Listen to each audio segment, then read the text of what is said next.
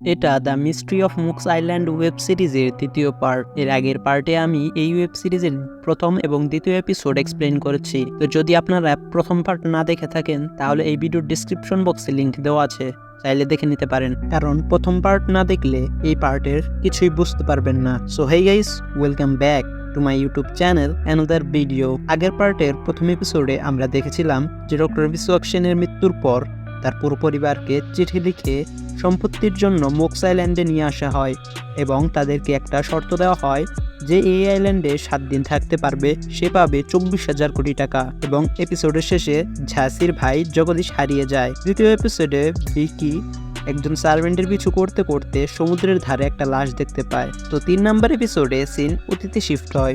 শুরুতে আমরা ডক্টর বিশ্বক সেনকে দেখতে পাই।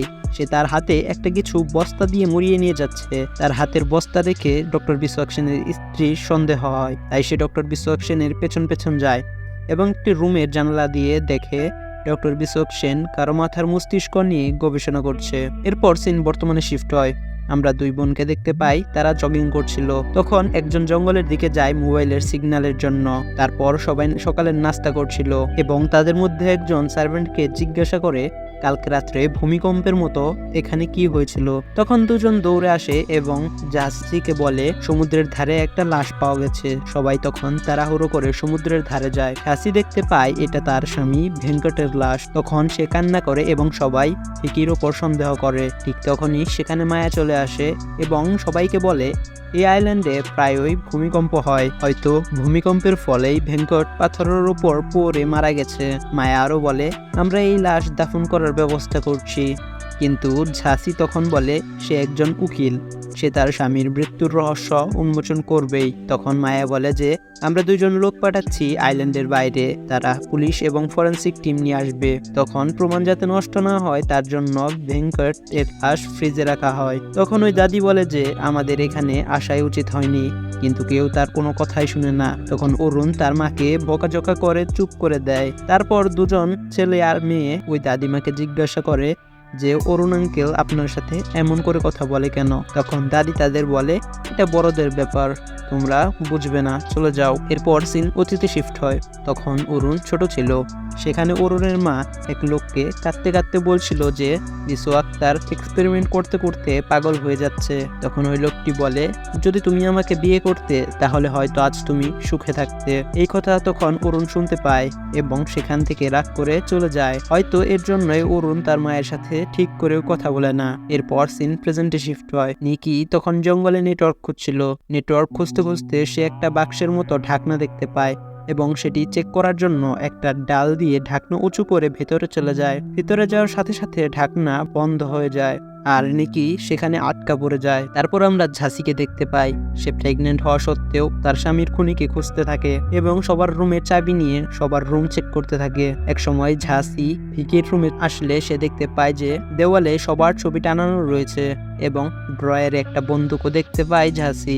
এরপর ঝাঁসি ভিকিকে কতগুলো প্রশ্ন জিজ্ঞাসা করে আর এটাও জিজ্ঞাসা করে যে তুমি আজকে সকালে কোথায় গিয়েছিলে। তখন ভিকি বলে আমি সার্ভেন্টের পিছু পিছু যাচ্ছিলাম। তখন মুন্না নামের লোকটি এসে জানলা দিয়ে উঁকি মারতে থাকে। সে ভাবে যে ভেতরে তারা দুজন এত কি কথা বলছে। এরপর যখন ভিকি বাইরে আসে তখন মুন্না ভিকির সাথে লড়াই শুরু করে আর বলে তোমার ঘরে আমাদের ছবি কেন লাগানো রয়েছে, নিশ্চয় তুমিই খুন করেছ। তখন মায়া সেখানে চলে আসে এবং লড়াই থামিয়ে দেয়। এদিকে আমরা নিকিকে দেখতে পাই। সে বের হতে না পেরে চিৎকার করতে থাকে এবং ওই টানেলের সামনের দিকে যেতে থাকে। এরপর সন্ধ্যা হলে নিকির ছোট বোন সবাইকে বলে যে নিকিকে কোথাও খুঁজে পাওয়া যাচ্ছে না। তখন সবাই চিন্তিত হয়ে পড়ে এবং ভাবতে থাকে যে একের পর একজন গায়েব হয়ে যাচ্ছে। এরপর আকাশ ও তার কাজিনকে দেখতে পাই। এখানে মেয়েটি বলে যে তোমার বাবা তোমাকে ডাকছে। এখানে আকাশ তার বাবার কাছে গেলে অরুণ বলে সে তাকে ডাকেনি। তখন আকাশ বুঝতে পারে এই বলে তার কাজিন তার থেকে মোবাইলটা নিয়ে নিয়েছে। তারপর আকাশ তার মোবাইল নিতে আসলে ততক্ষণে তার কাজিন তার কতগুলো প্রাইভেট ফটো এবং ভিডিও দেখে ফেলে। তখন আকাশ ফোন চাইলে তার কাজিন ফোন না দিয়ে দৌড়ে অরুণের কাছে চলে আসে। তখন অরুণ মানে আকাশের বাবা মেয়েটির থেকে ফোন কেড়ে নেয় এবং ভিডিওতে দেখতে পায় আকাশ একজন গে মানে সমকামী। এই ভিডিও দেখে তখন রুমের সবাই অবাক হয়ে যায়। সবার সামনে ছেলের এমন অবস্থা দেখে অরুণ অপমান বোধ করে এবং রাগ করে রুম থেকে সরাসরি জঙ্গলের দিকে চলে যায়। তখন আকাশ তার বাবার রাগ কমানোর জন্য পেছনে পেছনে যায়। এদিকে আমরা নিকিকে দেখতে পাই, সে বাহির হওয়ার জন্য ধীরে ধীরে টানেলের ভেতরের দিকে যাচ্ছে। অন্যদিকে আমরা একটা ভয়ঙ্কর লোককে দেখতে পাই, সে কোনো মানুষের মাংস খাচ্ছে। অপরদিকে আকাশ জঙ্গলের মধ্যে তার বাবাকে খুঁজতে খুঁজতে অবশেষে পেয়ে যায়। তখন সে তার বাবাকে বোঝানোর চেষ্টা করে, কিন্তু অরুণ কোনো কথা শুনে না, আকাশকে মারতে শুরু করে। তখন মায়া কাউকে বলে যে এখানে একজন মারা গেছে। এর সাথে সাথেই 3 নম্বর এপিসোড এখানেই শেষ হয়। এপিসোড 4 এর শুরুতের সিন অতীতে শিফট হয়। আমরা দেখতে পাই ডক্টর বিশ্বক মানুষের মাথার ব্রেন নিয়ে রিসার্চ করছে। তখনই ডক্টর বিশ্বক সেনের স্ত্রী মানে অরুণের মা, তার লাভার সেখানে পুলিশ নিয়ে আসে এবং ডক্টর বিশ্বক সেনকে পুলিশ ধরে নিয়ে যায়। আদালতে ডক্টর বিশ্বক সেনকে একজন মানসিক রোগী হিসেবে মানসিক হাসপাতালে রাখার নির্দেশ দেয়। এরপর সিন প্রেজেন্টে, সবাই নিকিকে জঙ্গলে খুঁজতে বের হয়। এদিকে ভিকি মায়ের কাছে আসে এবং বলে নিকি কোথায়, কিন্তু সেখানে মায়া ভিকির কথার কোনো উত্তর না দিয়ে ভিকিকে তার সাথে ঘনিষ্ঠ হতে বলে। কিন্তু ভিকি মায়াকে আবার প্রশ্ন করে যে ওই সার্ভেন্ট রাত্রে কোথায় যায়। তখন মায়া বলে ওই সার্ভেন্ট রাত্রে পাওয়ার সাপ্লাই দেখতে যায়, এছাড়া আর কিছুই না।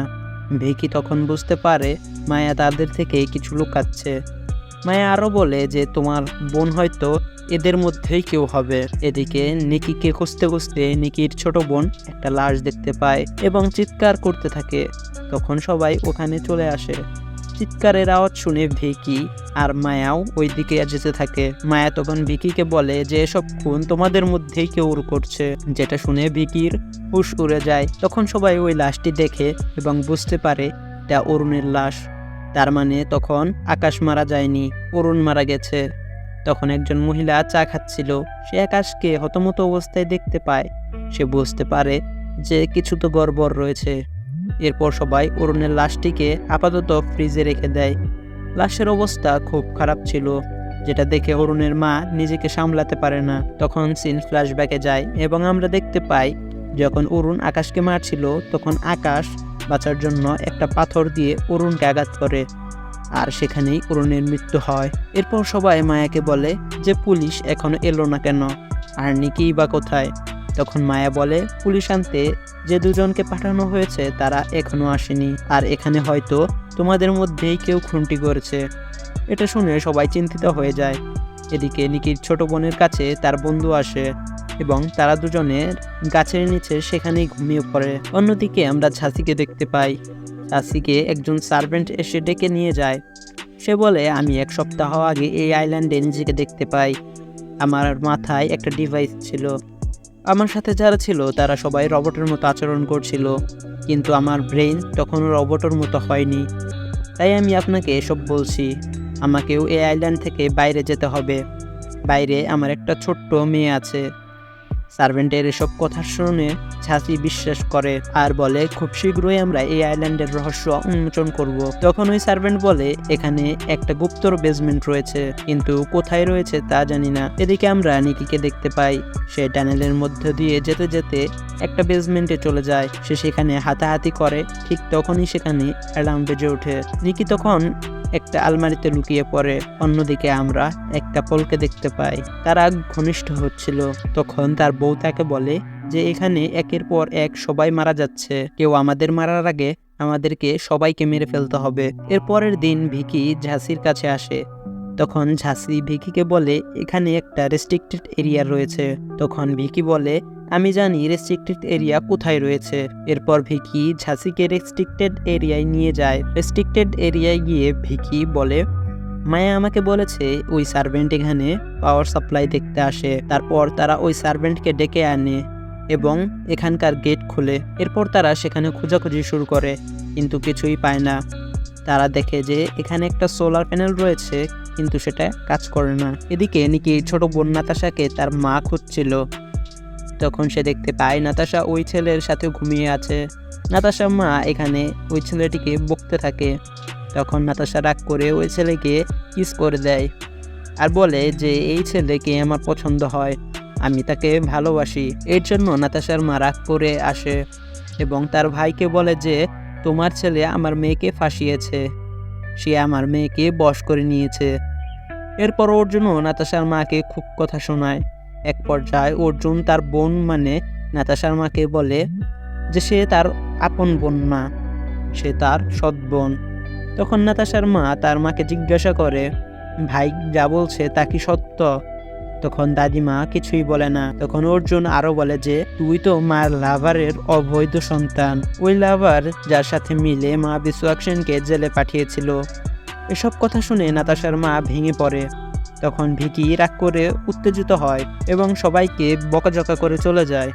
সে আরও বলে যে তোমরা মানুষই না যে এসব কথা এখানে বলছো। এসব কথা শুনে দাদিমা মনে খুব কষ্ট পায়, কারণ সবাই এখন সত্যটা জেনে গেছে। এরপর চলে যাওয়ার সময় দাদিমা মাথা চক্কর দিয়ে সিঁড়ি থেকে পড়ে যায়। তখনই বিশ্বনাথ সেনের প্রথম ঘরের বড় ছেলে বিশ্বনাথ সেনের ছবি দেখে বলে যে বিশ্বনাথ সেন এখনও জীবিত রয়েছে। এসব ক্যামেরার মাধ্যমেই কেউ দেখছিল এবং এখানে রিভিল হয় যে বিশ্বনাথ সেন তো এখনও মরেনি, সে মরার মিথ্যা নাটক করেছে। তখনই ক্যামেরায় দেখা যায় দাদিমা সিঁড়ি থেকে পড়ে মারা গেছে। এসব দেখে বিশ্বনাথ সেন হাসতে হাসতে বলে যে আসল খেলা তো এখন শুরু হবে। আর এখানেই দ্য মিস্ট্রি অফ মোক্স আইল্যান্ডের 4 নম্বর এপিসোড শেষ হয়। এই ওয়েব সিরিজের 7টি এপিসোডের মধ্যে 4টি এপিসোড এক্সপ্লেন করা শেষ। বাকি 3টি এপিসোড আমি চেষ্টা করব পার্ট 3-তে এক্সপ্লেন করার। আজকের মতো আমি এখানেই বিদায় নিচ্ছি। আর হ্যাঁ, যাওয়ার আগে কমেন্ট বক্সে অবশ্যই একটু গুতাগুতি করে যাবেন।